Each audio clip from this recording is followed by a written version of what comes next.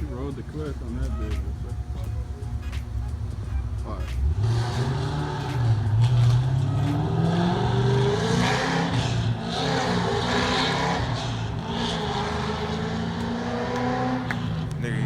I used to have a GTO. It was cam. They had everything done to it.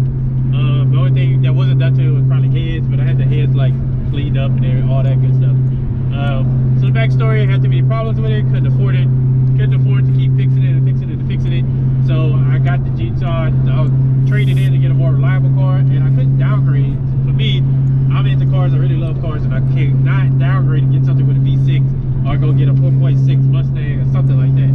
At the time, I didn't think I could afford a G8, and I really could have afforded it if I would have known more about like financing and all that stuff.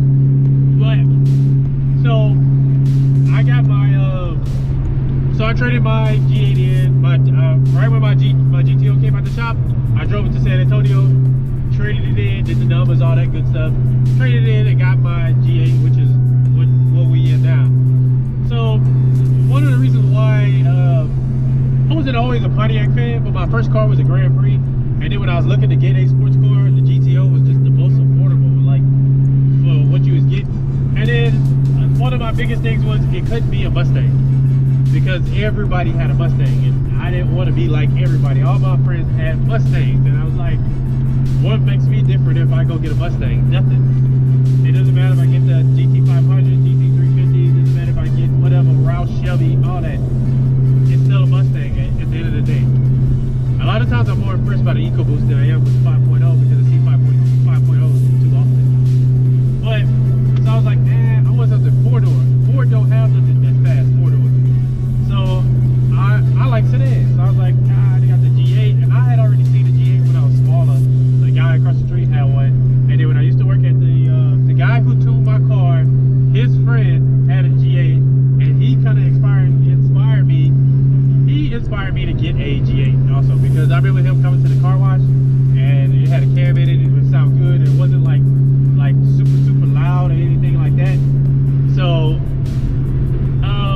he had a red one too, man, and I loved it. It had a wing on it and all that. He used to have a dog in it coming to the car wash, but he probably don't know that I know. But he kind of inspired me to get a G8. So when I started looking, there was 5 things. There was a couple things that I wanted my G8 to have. I wanted it to have red leather seats because my GTO had red leather. I wanted it to have it had to have leather, and it had to be the red and black leather. It had to have a sunroof, and it had to have the sport wheels, which is the 19s, and then it had to have the what else was that? Oh, and I didn't want it to be black, but obviously that didn't play. That didn't matter to me. So in the outcome. yeah, I mean that wasn't a big factor, the color, but I didn't want it to be black, and I ended up getting black anyway. And it had to be under 100,000 miles. So the backstory of the G8 is the reason why I got a G8 is because like if you don't know, it's an Australian-based car. It comes from Austin. I don't know if it's built in Australia and shipped out to the United States or what, but they did take the design and all. They just tweaked it and made it a Pontiac. But it's basically a Holden Commodore in Australia. And if you don't know, the Chevy SS is the newer version of this car. For those people that don't know, so it was basically like the story behind the car. How it was an Australian-based car. They only made this car for 2 years. That was it. And then they made it from 08 to 09.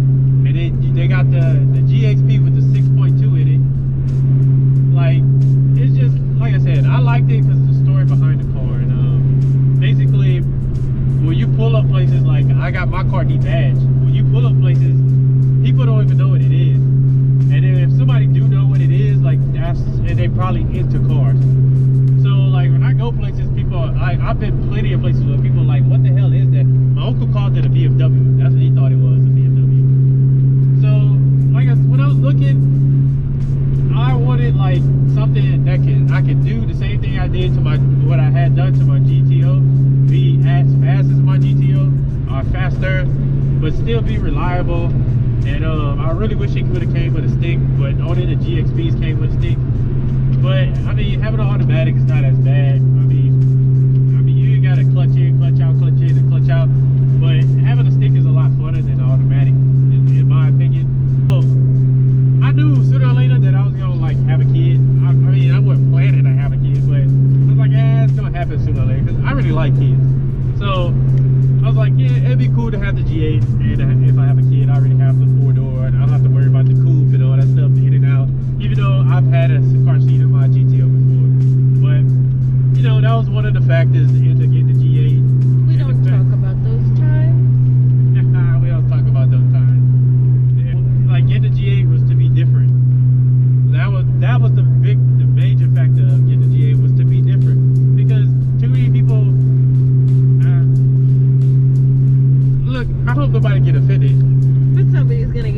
don't know if I get offended by what I'm about to say. Every black person on YouTube has a Dodge Charger, Dodge Challenger. And that's just the honest, almost, I ain't gonna say everybody, almost every black YouTuber has a Dodge Charger, Dodge Challenger. Almost everyone that I watch. Not be like a stereotype and offend anybody, but every black person on YouTube has a Dodge Charger, Dodge Challenger. So that was one of the reasons why I didn't want a Dodge Charger, even though I was looking at getting one. But it just seemed like, and I was in college at the time, like the Chargers and the Challengers were cool. That was a cool thing to have. And I went to HBCU, so it was mostly black people, and that's all you would see with Dodge Chargers and Challengers, because that was a cool thing to have. So I didn't want that. I wanted to be different. And then it just seemed like if you didn't have a Dodge Challenger or Charger, you had a probably like a Camaro, or for sure you had a Mustang. And it's just all my friends had Mustangs, and I was like, yeah, what makes me different from the rest of the pack? If he just got a red Mustang, he got a white one, he got a green one, he got a yellow one, and here I am with my black one or whatever. Like, so I wanted to be different. And the G8, having a Pontiac, is what kind of made me stand out from a lot of other people. Is having a Pontiac, especially when I have the G8, they're like, oh, that's a Pontiac, and then like people are surprised it's a Pontiac. And I'm like, yeah, like Pontiac is not that bad. It's not bad of a brand depending on the car. So like the G8, I have over 130,000 miles on it, and it's been basically the best car I had so far. Yeah, so we actually are about to go on a trip to Dallas. Man, look, I'm calling out all the Dallas YouTubers, all them YouTubers, tag them all, because all of them got Dodge Chargers and Challengers. I'm just saying. But I've been trying to run. I always come in on Hemi 44 videos trying to run them. He never answered me back. I'll post this video before I go. By the time y'all see this video, which is probably be Friday or Saturday, I'll be in Dallas. So whoever's watching this, tag your favorite YouTuber, like that's in Dallas. Tell them to hit me up. Let's run. So I'll probably post this video tomorrow. So today, Thursday, I posted on Friday. But so the reason why I don't want the reason why I'm saying don't get a G8 is because I don't want the G8 to be like a Mustang. I don't want it to be like the Mustang, like the 5.0 and the EcoBoosts and all that stuff. Everybody have one. I like pulling up to the car meet and being the only G8 there. It sounds selfish, but I like that. I like going places and people saying, hey, what is that? You know? And like there's a story to tell behind the G8. You know, they only sold them for 2.5 years. You got the G8, the GT, the GXP, and if you got a GXP, those are rare. So I feel like the GXP is gonna end up being like, maybe be like a collective car. Like those are still going for $30,000, and that's with a bunch of miles on. And they stopped making them in 2009. 2009. Car sticks out because there's not too many like it out there. For those who appreciate the car culture, they know like, okay, that's a pretty, you know, you don't see that car too often type of car. And that's what I love about having my G8. That's why I got one. I like pulling up and being on the G8 there. So if you don't like G8s, good. That's good for me. But if you do, this is good information for you. This is good information, yeah. I got more of the rally. I'm working on this part 2. There's probably gonna be 3 parts to it. I don't know. Most likely 3 parts, but I'm working on part 2. So part 2 will be up sometime next week. Make sure you hit that subscribe button, hit that notification button.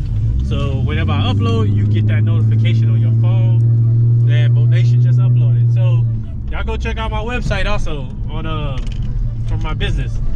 So right now he's Mo from Mo Nation, but later tonight he's gonna be Inspector Mo, and Ella's gonna be our little bumblebee. And